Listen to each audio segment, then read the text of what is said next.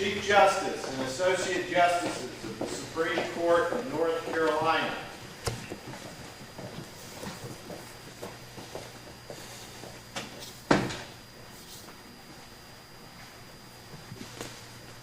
Oh yes, oh yes, oh yes. The Supreme Court of North Carolina has resumed sitting for the dispatch of business. God save the state and its honorable court.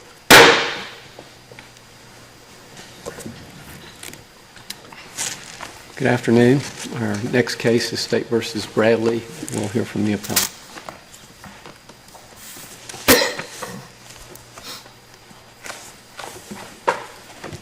Mr. Chief Justice, Your Honors, may it please the Court.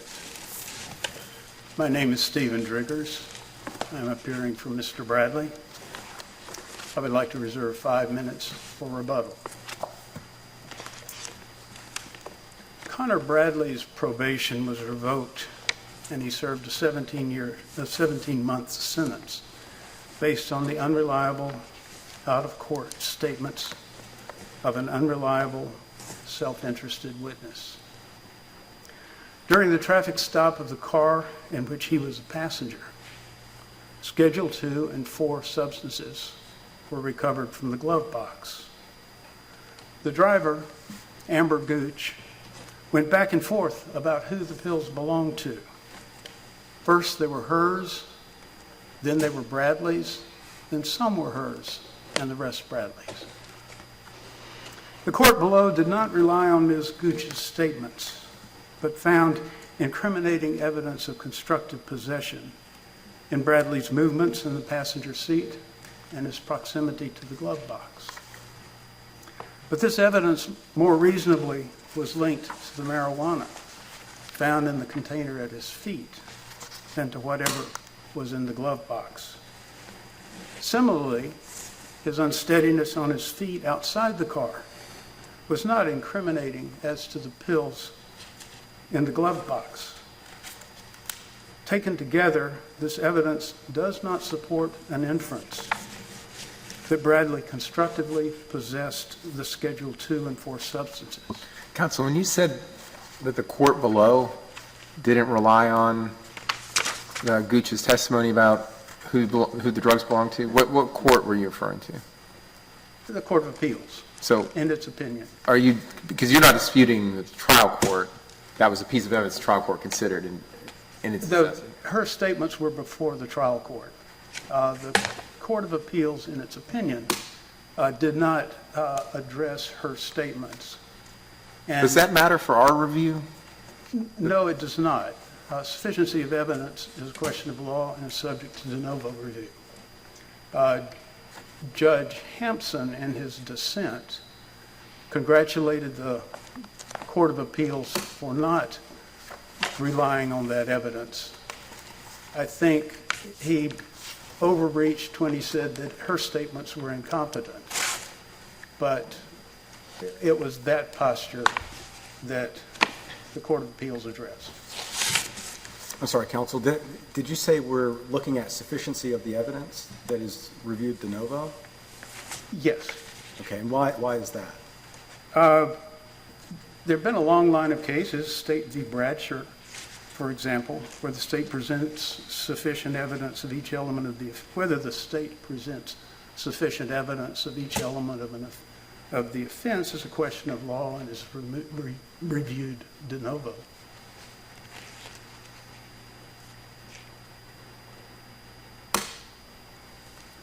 I think what Justice Berger is getting at is, you started out explaining some of the reasons why Gooch's testimony may not be That's correct. credible, but certainly there was testimony from a witness That's that correct. your client possessed the drugs. That's correct.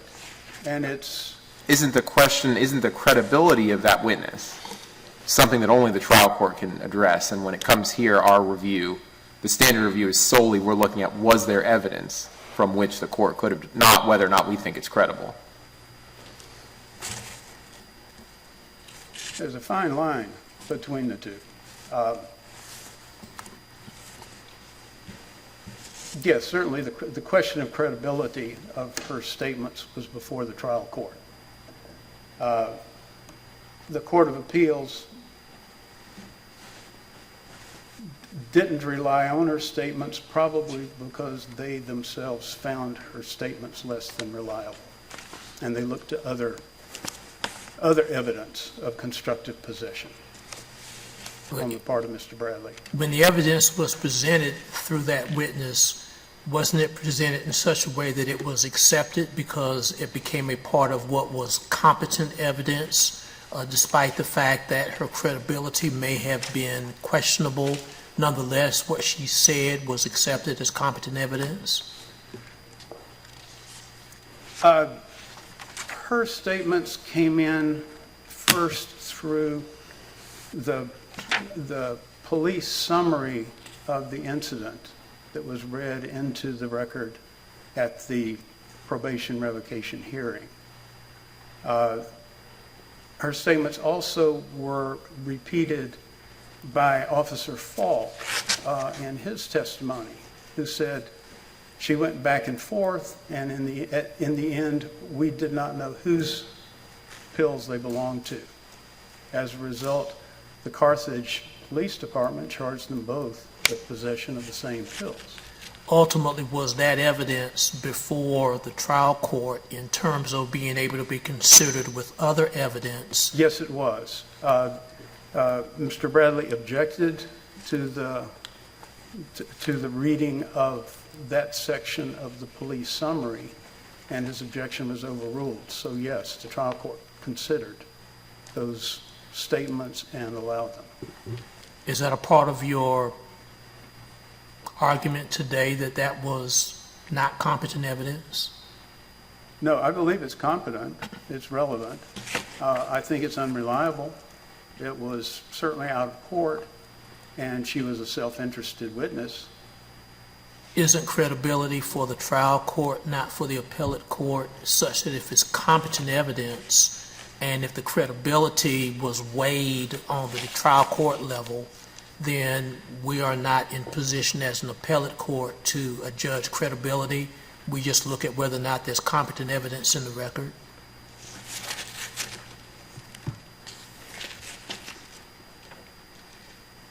I believe that's correct, but nonetheless, you can weigh the evidence and make a determination as to its sufficiency, as to whether Mr. Bradley was in constructive possession of the pills.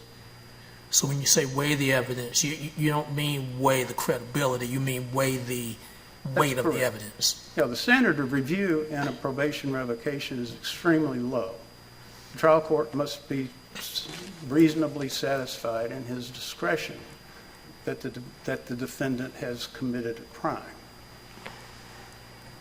That determination, though, does require some weighing of the evidence in order to become satisfied that the evidence was sufficient to satisfy that standard.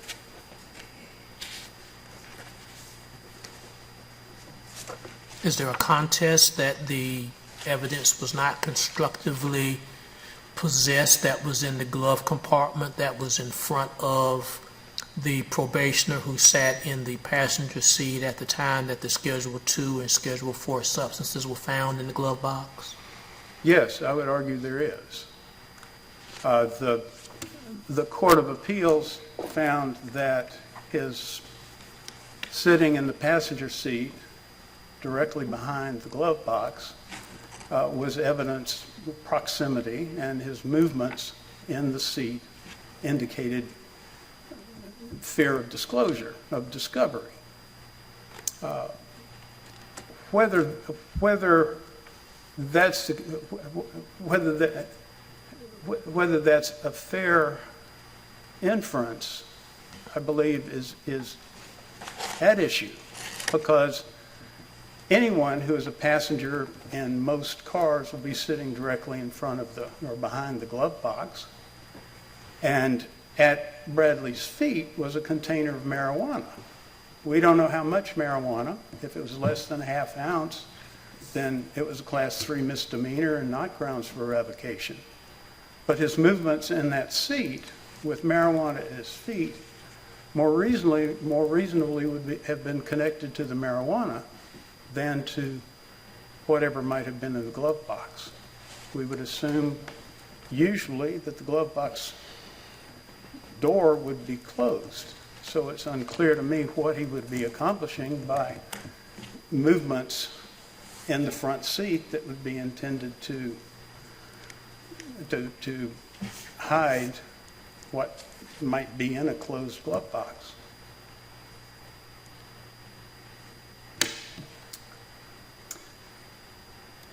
Amber Gooch was stopped for careless and reckless driving, and she was impaired during the traffic stop.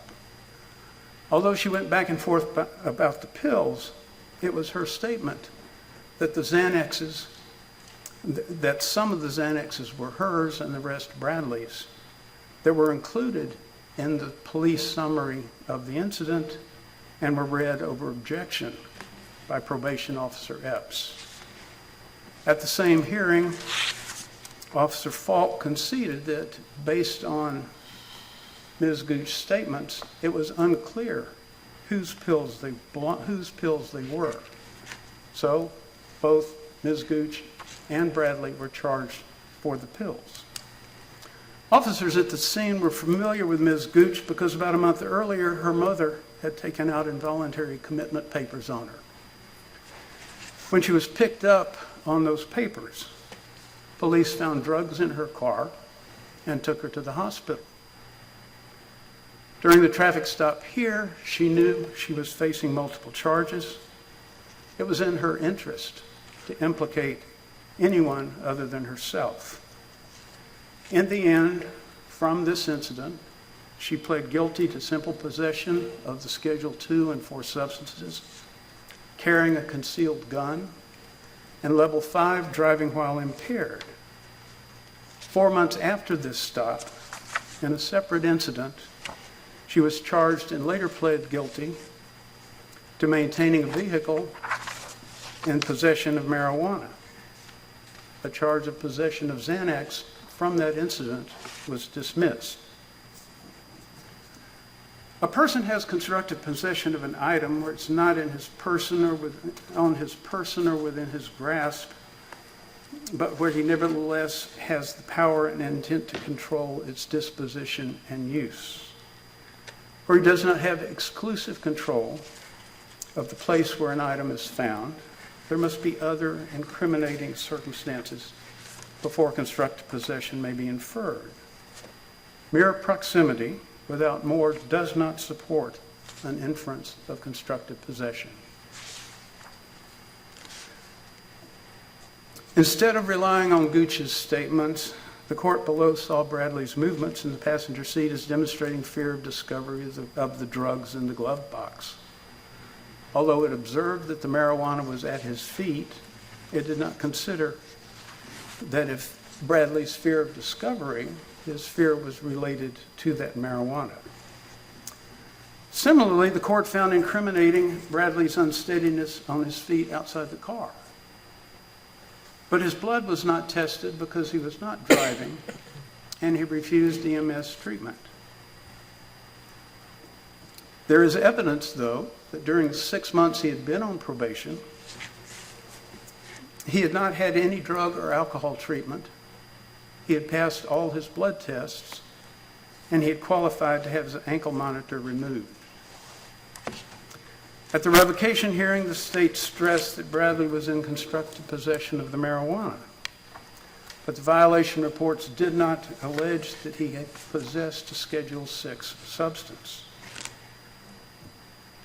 As before, there is no evidence of how much marijuana was in that container, and if less than ½ ounce, it was not grounds for revocation of probation. Where evidence is circumstantial, a court must consider whether a reasonable evidence of inference of a defendant's guilt may be drawn from the circumstances, or whether other evidence which might corroborate his guilt has little probative value. The standard for revocation is low, but given the totality of the evidence here, it was an abuse of discretion for the trial court to revoke Bradley's probation. It had before it Gooch's statements made while she was impaired and circumstances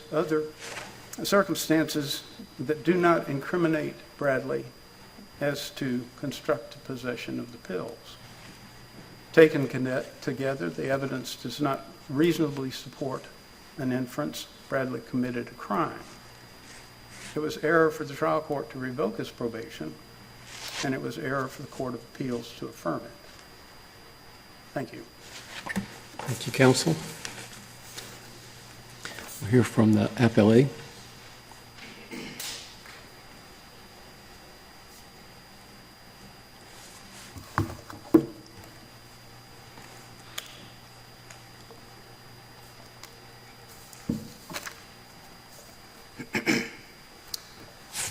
Thank you, Mr. Chief Justice and Associate Justices, and may it please the Court. My name is Rob Ennis, and I represent the state in this matter. The sole issue before this Court is whether the Court of Appeals erred by holding that the trial court did not abuse its discretion by revoking the defendant's probation. Specifically, the dispute below centered on whether the evidence was sufficient to support the trial court's finding that the defendant had committed a revocable condition of his probation not to commit a new criminal offense. As the Court of Appeals correctly held, and I think my colleague might have acknowledged that Gooch's statements were indeed competent evidence from which could add to the totality of circumstances before the probation court,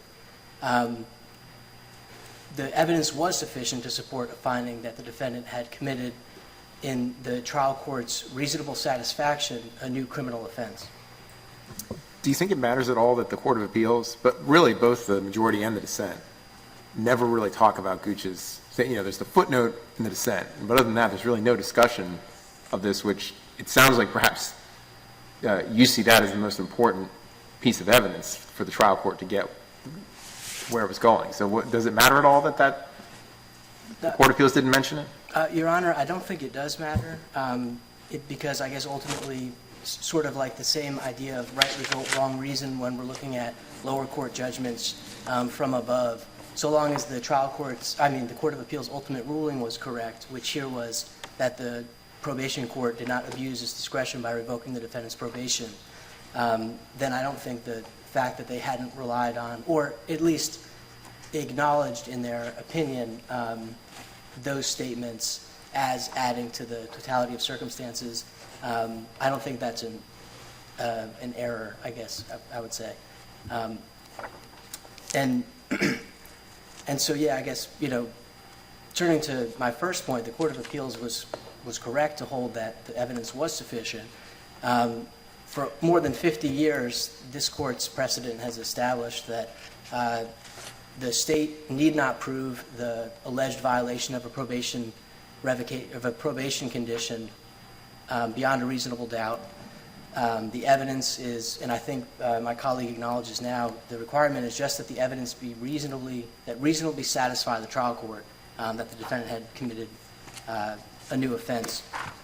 And Counsel, do you think that the evidence cited by the Court of Appeals without the statements by Ms. Gooch is sufficient? Your Honor, yes, I would say it's sufficient to satisfy the lower burden of reasonable satisfaction. And one reason I would say that is this Court's opinion in Murchison. In that situation, the defendant was charged with violating his probation for committing first-degree burglary, first-degree kidnapping, and assault with a deadly weapon. And the only evidence at the probation revocation hearing that supported his conduct as violating each essential element of those different crimes were the probation officer's testimony that the defendant's mother had called him after the incident and explained that the defendant broke into her house and her and the defendant's girlfriend hid into a closet, and he was threatening them with a knife. And based on that, and also the AOC printout in Murchison of the defendant's indictment for only first-degree burglary, this Court held that that was sufficient evidence to support the trial court's finding that the defendant had violated his probation by committing a new criminal offense. So based on the evidence here, we have, more than Murchison even, we have an officer who was actually on the scene of the crime or on the scene of the traffic stop who testified about the incident. We have the probation officer also testifying about the charges that were lodged against the defendant as a result of the traffic stop. And the particular facts that the Court of Appeals has highlighted, this court has acknowledged certain factors typically arise for finding an inference of constructive possession, one being proximity. And here we have the proximity in space, in that he was in the car, and then also in time he was present in the car when the drugs were found. We also have an indicia of control. This court has recognized if the defendant's in a place where he could place the controlled substances where they were found. And here the defendant was sitting in the shotgun seat within an arm's reach of the glove box. And we also have his excessive movements in the shotgun seat that were so excessive that another officer deemed it necessary to pull him from the vehicle, which, as the Court of Appeals recognized, could be suggestive of his awareness of the controlled substances in the vehicle and efforts at concealment, efforts at concealment. And we also have the defendant's significant degree of impairment, the observations were that he was unsteady on his feet and that he was falling in and out of consciousness. And my colleague has suggested that the evasive movements or the excessive movements would be more reasonable inference to suggest that that was the defendant trying to hide the marijuana in the car. But as this court has recognized, as this court has questioned, the credibility is not for this court as an appellate court. Credibility is for the trial court. You haven't really, I've noticed, mentioned the marijuana, the presence of the clear container of marijuana as a basis for the revocation. But didn't the state, wasn't that argued in front of the trial court judge? And how are we to think about what's the pertinence of the container of marijuana to this court's review? Yes, Your Honor. I would say that it wouldn't be pertinent, and the reason is that the violation report had never alleged that he possessed marijuana. The probation officer at the probation hearing never testified that he was charged with violating his probation for possessing marijuana. There was marijuana evidence that was presented, and the state did argue that the evidence seemed sufficient to support a constructive possession theory of the marijuana, but the trial court, in making its findings, said that it has found the defendant to have violated his probation as alleged in the violation reports, which again didn't allege a violation of marijuana possession. And in the trial court's judgment, he adopted the allegations from the violations reports, which again did not allege the marijuana possession. And so I would say that the state shouldn't have argued that, I guess, because it wasn't an allegation that was in the violation report. But as Judge Hampson acknowledged in his dissent, we presume that the trial court disregards incompetent evidence. And so we would presume in this situation that even if the state made an argument about marijuana possession, that wasn't something that went into the court's consideration, absent a showing by the defendant or the appellant that was not correct, because we would apply the presumption of regularity that attaches to all judicial action. Oh, and was there an objection to that argument? Your Honor, there was not. And also, unless I'm reading this portion of the transcript incorrectly, the prosecutor argued, additionally, there were controlled substances in the glove box. That's right, Your Honor. So does the fact that a party makes an argument, an unobjected to argument, is that really relevant to our determination, given the standard of review? Your Honor, I don't believe it is. I don't believe that is relevant. And like you mentioned, the prosecutor here did argue also about the controlled substances and Gooch's statements. Her confession also implicating the defendant.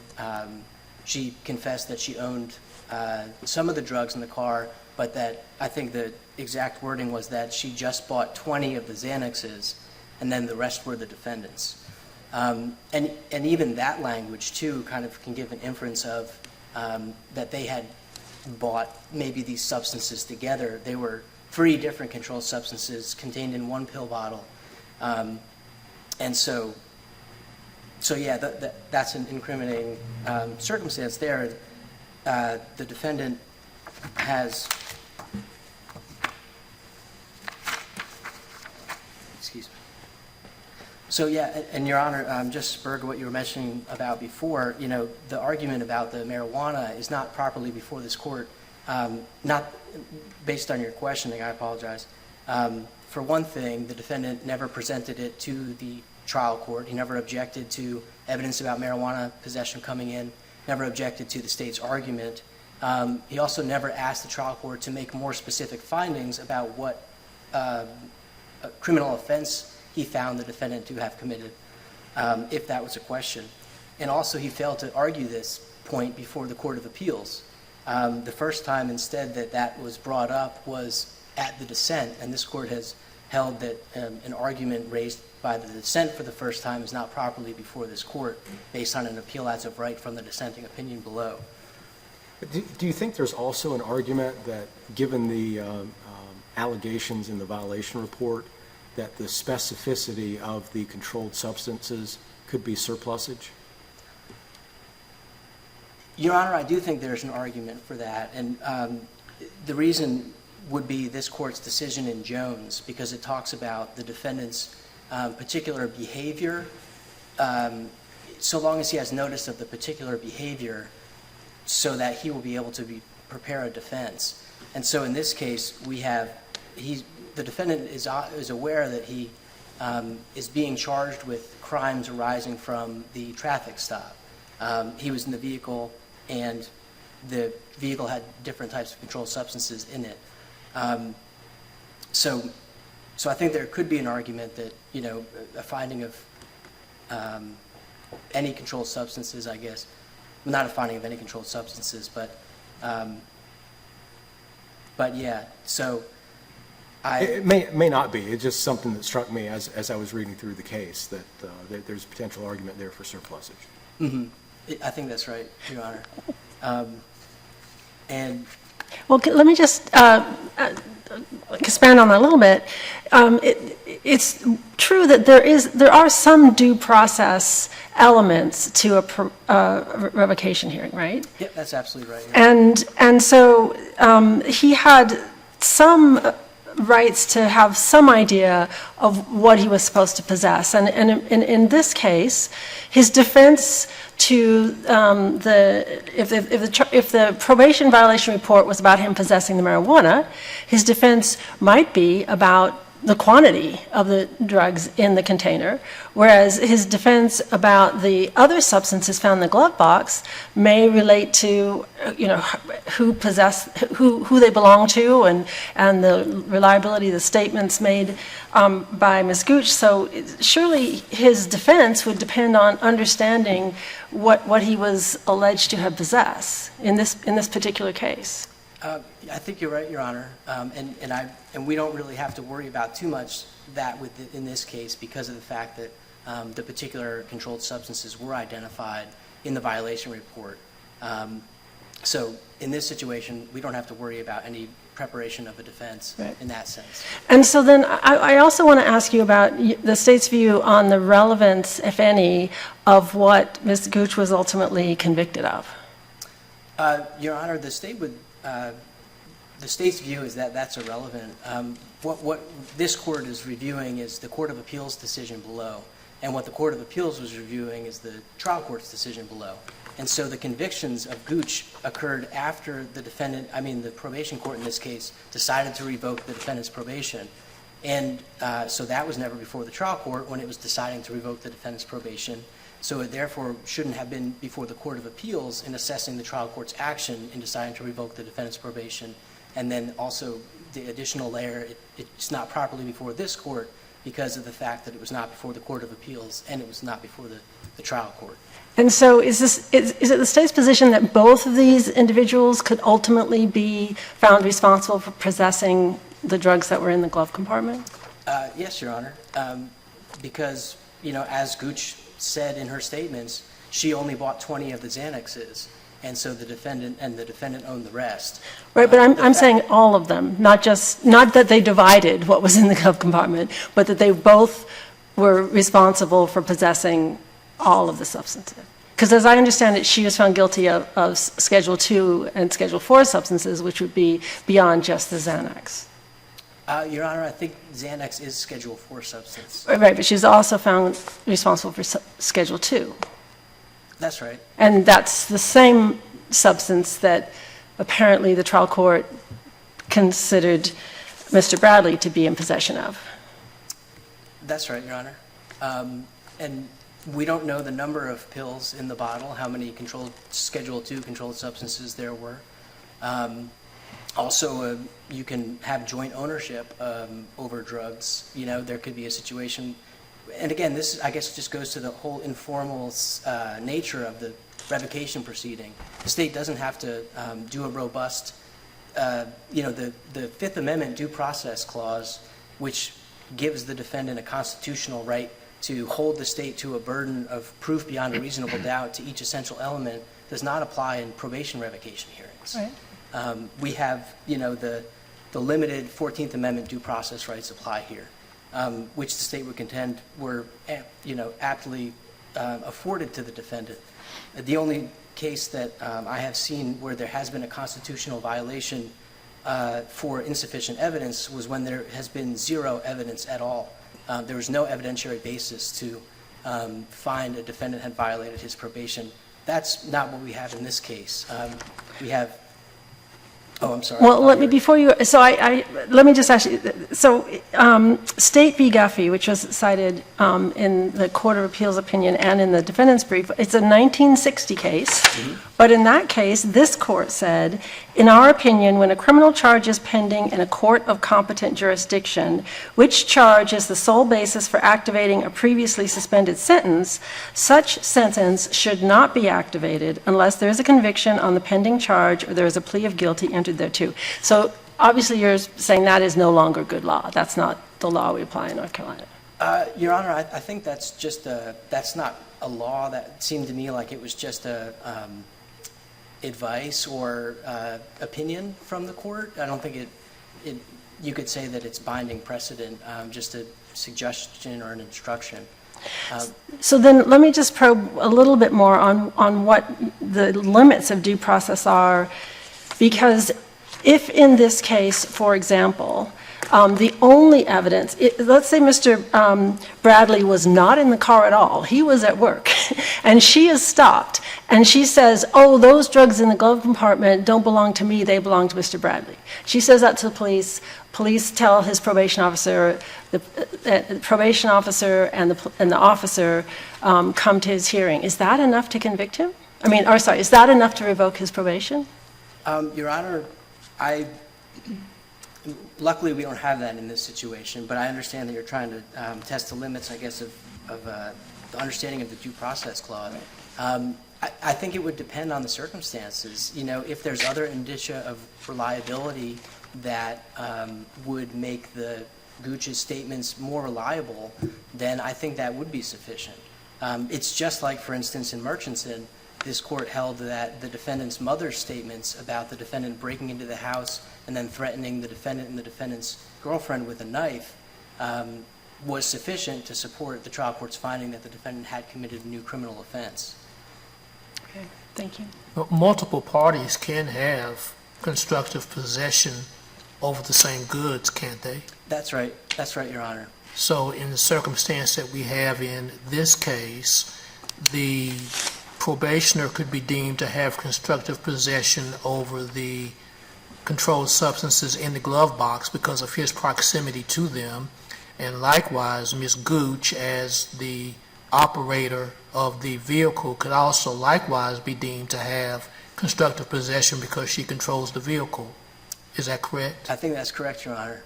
Yep. So therefore, even though Ms. Gooch, and I know your position is, it's irrelevant whether or not she pled guilty or not, but even assuming that may be a factor, each of the two of them can constructively possess what was in the glove box. Is that right? That's right, Your Honor.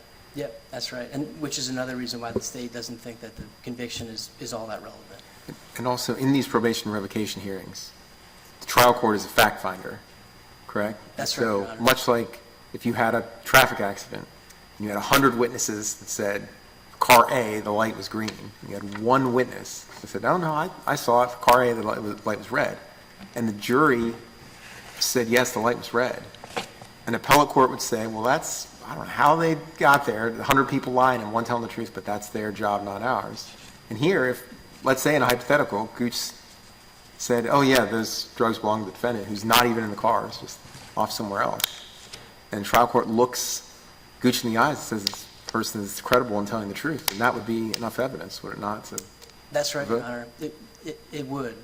And you bring up a good point about, well, your question brings up a good point about it would be sufficient to overcome the much stricter burden of proof in a criminal trial from which we allow inferences.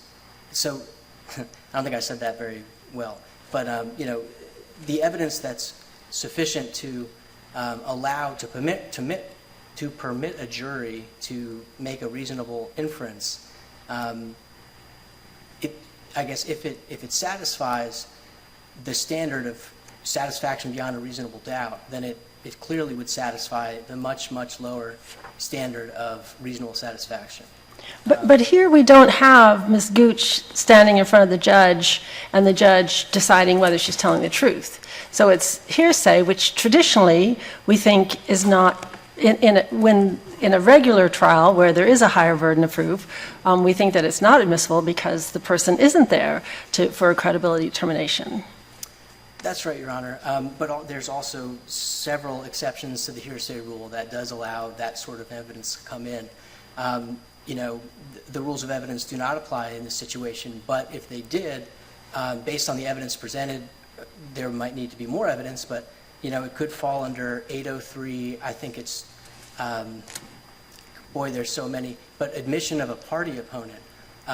It's not that it's not that Gooch gave statements that she had an incentive, I guess, to say that the defendant, to implicate the defendant. It's not like her statements, they were fully self-inculpating, I think is the right, phrase. you're looking for statement against interest, right? Because Yes, yep. Mhm. why would you admit that some of the drugs are yours, which is a crime? Right, exactly Unless you're right. telling the truth. And, Yep, exactly right. So, things like that would enhance the... but ultimately, isn't the point that someone must decide, was that a truthful statement or not? Because it is a statement that can be considered in a probation revocation hearing.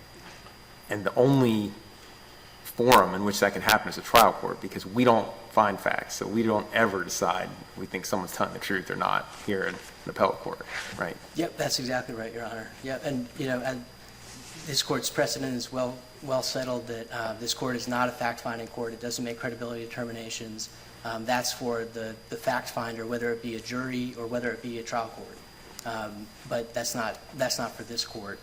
And so the defendant's suggestions that this court kind of weigh that evidence and make credibility determinations is kind of misplaced, because that's not this court's role as an appellate court.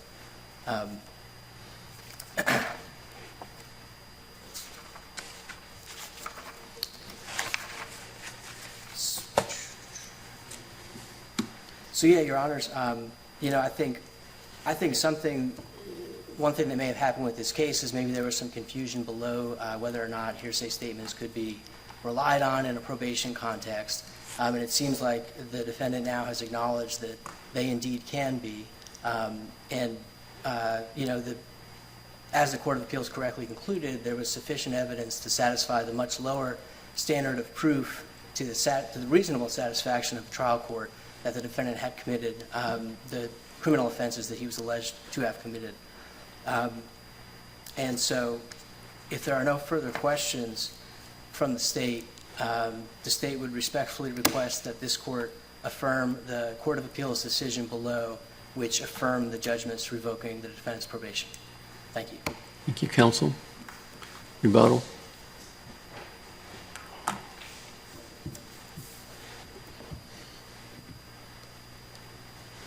Just a couple of points. We've gone back and forth about the credibility of Ms. Gooch's statements and whether the trial court made a credibility decision as to her statements. Because the trial court did not make a finding that she was credible, it simply said that Mr. Bradley has has committed new offenses as alleged in the report, then we don't know the extent to which the trial court relied on her statements. They were before it. The state made passing mention of the fact she had made statements and that she had said the pills were hers, but went on to stress the marijuana and his constructive possession of the marijuana. We also need to be aware that she made several statements, and that what happened with the police report was that they focused on one of the three statements that she made, that some of the pills were hers and some of them, and the rest were Bradley's. But before that, she had said they were all hers, and then they were all Bradley's. So that we're not sure. If we are looking to her hearsay statements, we need to look at all of them and not just focus, as the Carthage Police Department did, on the one of the three statements that she made. Counsel, are you arguing that it was error, to your right, are you arguing that it was error for the trial court not to have made a finding about the statements by Ms. Gooch? No, I'm not. I'm just saying that as we are considering the credibility of her statements, then we need to recognize that the trial court didn't address that. The trial court simply made a summary statement that it was satisfied he had committed the offenses. So we're not sure how much the trial court relied on that. We do know that the Court of Appeals didn't rely on her statements at all and found instead evidence of incriminating circumstances that were sufficient for constructive possession. And what we have argued today is those additional incriminating circumstances were not sufficient to support an inference of constructive possession of the pills. I think that my point here plays directly into my colleague's reliance on Murchison, because in Murchison what we had was a detailed report by a witness of the defendant's intentions with regard to his crime and details as to the crime and so on. Here what we have are not those kinds of details. What we have is this back and forth testimony or back and forth statements that then got brought into the trial court by means of the report that was read into the record. We also need to take into account that law enforcement itself, based on her statements, didn't know who the pills belonged to. So they kicked the can down the road. They charged both of them with the same substances.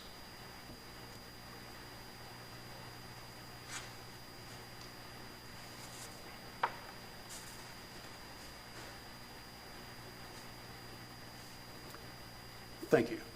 If there are no other questions, then. Thank you, counsel. Mr. Clark. All rise. Oh yes, oh yes, oh yes. The Supreme Court of North Carolina will be in recess until 3:15 p.m. God save the state and this honorable court.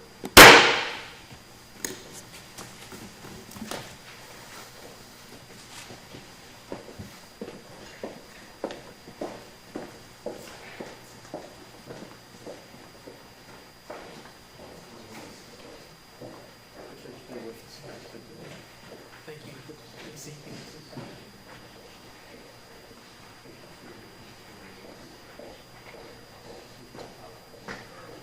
Okay.